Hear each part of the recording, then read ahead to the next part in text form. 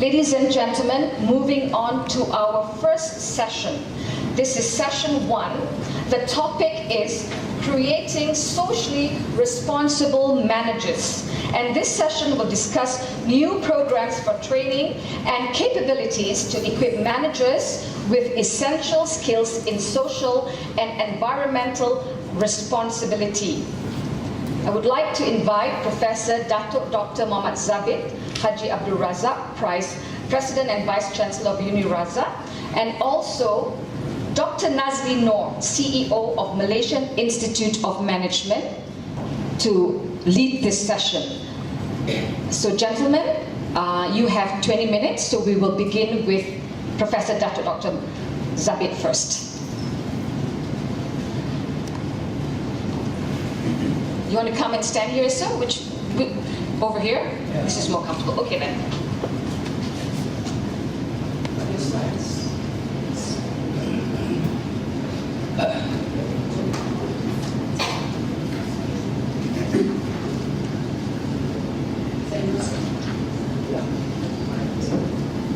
Okay, thank you very much, Madam. Bismillahirrahmanirrahim, and very good morning to all of you. Okay, I believe I have about 15 minutes to make my presentation, and then there will be Q&A, I suppose, right? Okay. Well, first, on behalf of University of UniRaza, we'd like to thank the organizers, you and the Malaysian Chamber of Commerce. We'd also like to thank ARM and Jaya University College of Hospitality for inviting us to participate in this particular event. Well, this morning we'll be talking about creating socially responsible managers. It's a very interesting topic, a topic that I used to teach about 20 years ago. And when I was talking about this 20 years ago, people were telling me that, what the hell are you talking about? Okay, never mind. 20 years later, I'm coming back and saying some things. Now, I'd like to share with you 3 things. Number 1, about the raison d'etre or justification or why corporate social responsibility is important. Secondly is to share a little bit with you about some highlights about CSR in Malaysia, some current status. And I believe I don't want to highlight too much of that because after this and this afternoon I understand there are many more academic papers, research, findings that will be shared by some of the colleagues this afternoon about CSR in Malaysia, the current status. But more importantly, perhaps, on how do we move forward into creating more socially responsible managers in Malaysia, realizing that 2020 is only about 7.5 years, or 7 years and 3 months, or 4 months from now. Okay. Now, the raison d'etre about CSR is quite clear. I think one of the reasons why people talk about CSR is because social problems arises because of business. Without business, there may not be as many social problems. So some argue that because social problems arises out of business activities, it is only appropriate that business play the role to rectify these social problems.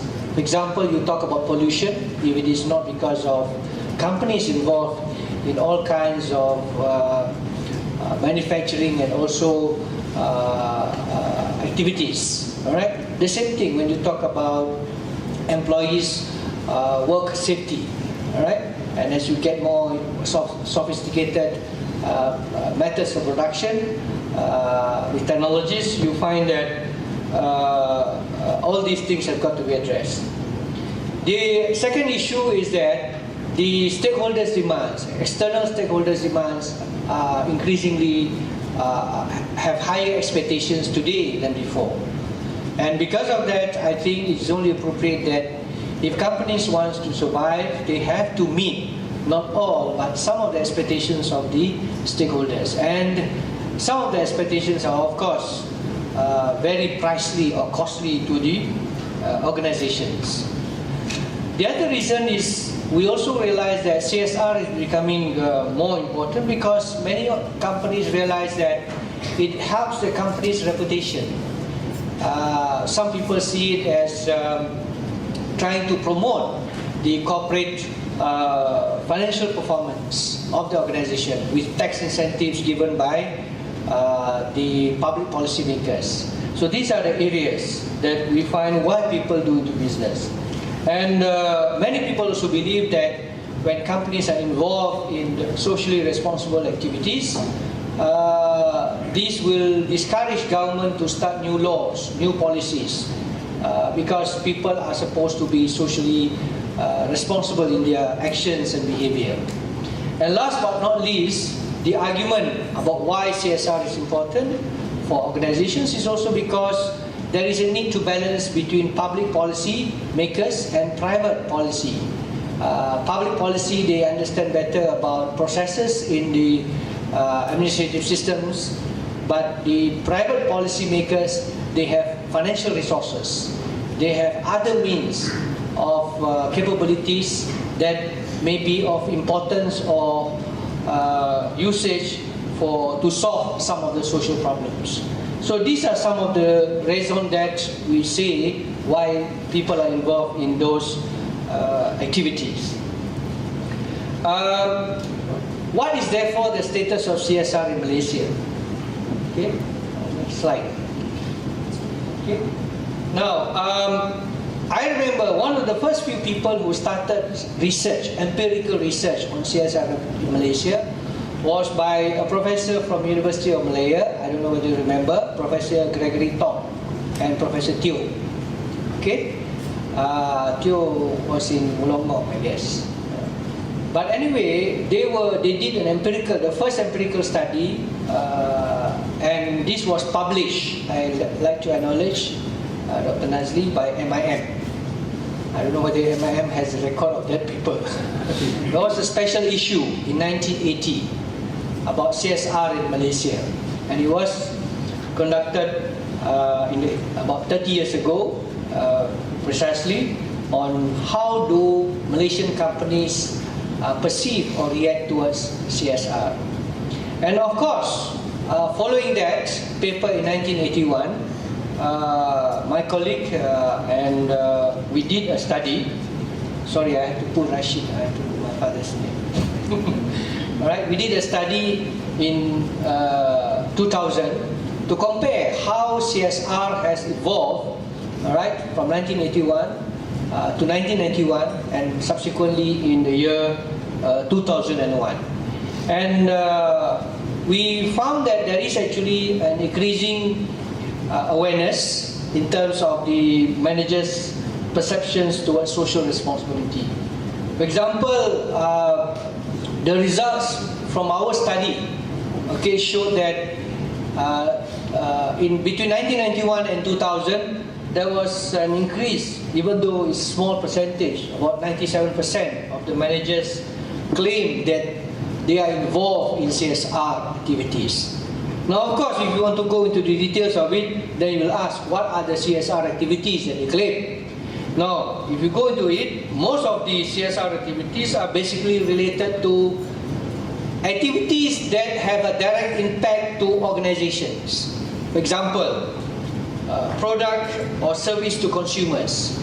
Are they selling products, for example, like toys that will not be dangerous to the consumers? Product safety. Okay.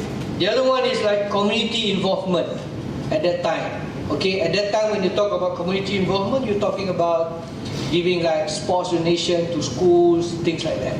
All right. And also some aspects. The list is actually on physical environment, but the majority was actually employees' welfare. That was the biggest claim on social responsibility of managers at that time. Never mind, whatever it is very clear that Malaysian companies are more aware and they realize the importance of this.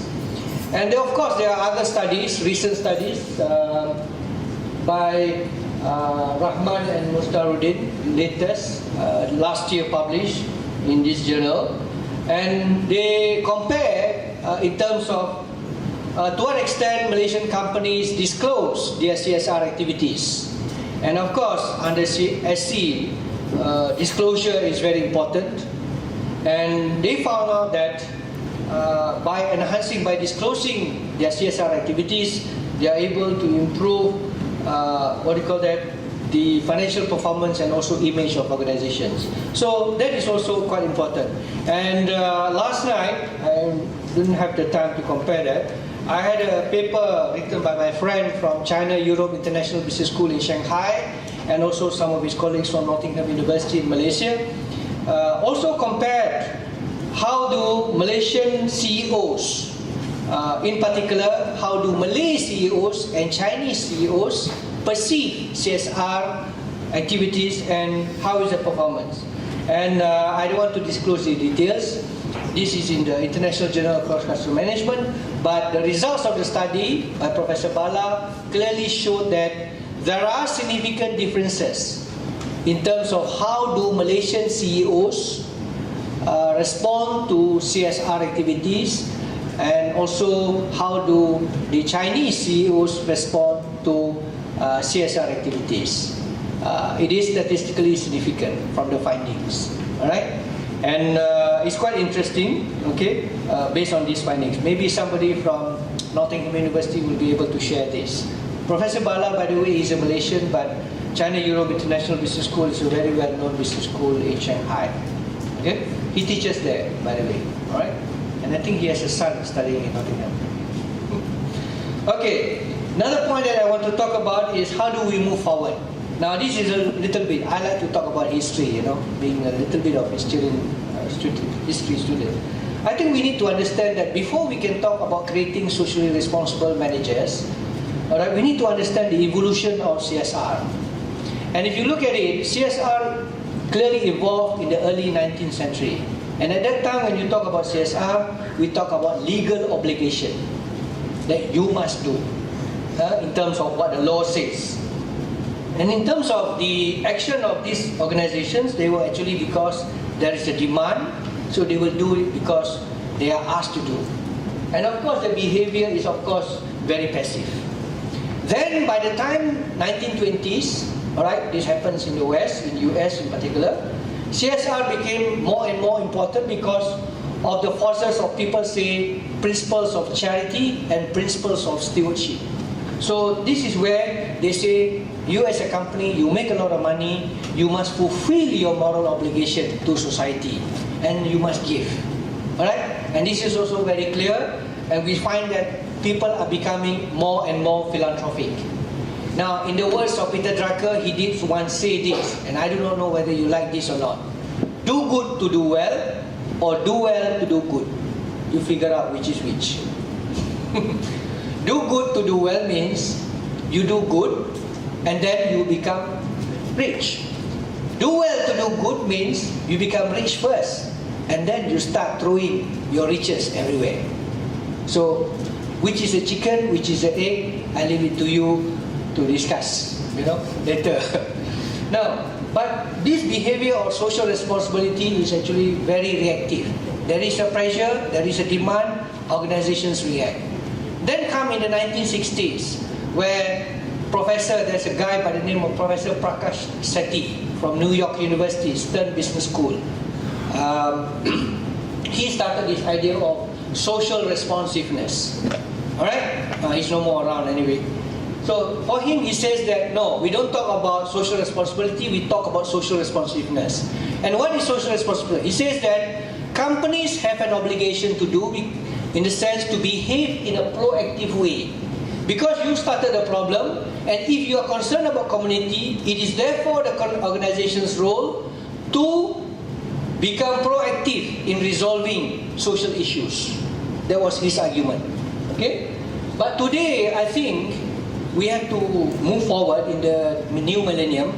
We don't talk anymore about social responsiveness, we talk about corporate citizenship.